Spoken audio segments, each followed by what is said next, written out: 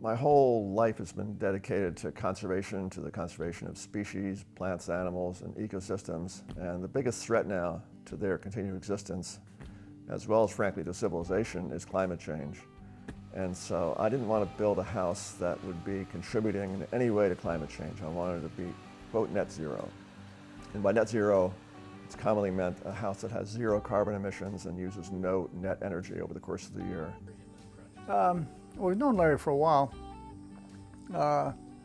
He came to us and wanted a house. And he and Nancy met with them, drew some preliminary plans. We loved his buildings we'd done up here, we'd seen.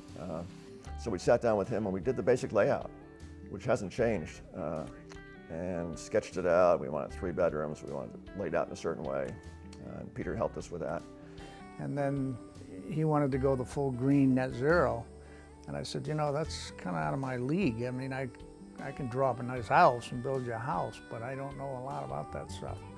And so we contacted Chuck, and he got involved, and Jesse handled the lead end. And the most challenging is to create a building envelope, a skin, and that's the roof and the walls and floor.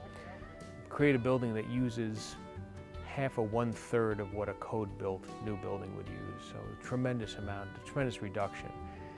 And the getting to a net zero product is especially challenging in a more severe climate, and this is a very severe climate, the most severe I've worked in. This is a 9,000 degree day climate, and it's cloudy a bunch, and it's part of the reason why this is a more interesting project than many.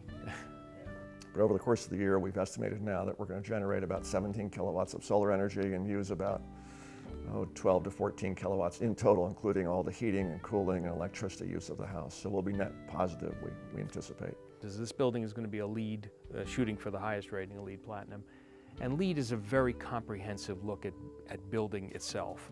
To get all 38 points, you need to have a net zero home. And that's what we're striving for on this project. And that involves all aspects, electric, from the lights, the light bulbs that are chosen, the appliances that go in, the heating system. Right now, the Adirondacks, there's something like 80,000 private homes in the Adirondacks and quite a significant number of commercial and institutional buildings. And collectively, they emit 400 tons of carbon a year. At the same time, we'd all be saving money. Instead of exporting our money to Saudi Arabia for oil, we'd be keeping it here in the Adirondacks. So I think part of the motive here is to make a model that it can be done here, even in this climate. So that's what net zero means. It means zero carbon emissions, essentially, and zero net energy usage from the grid or whatever. So that was our goal.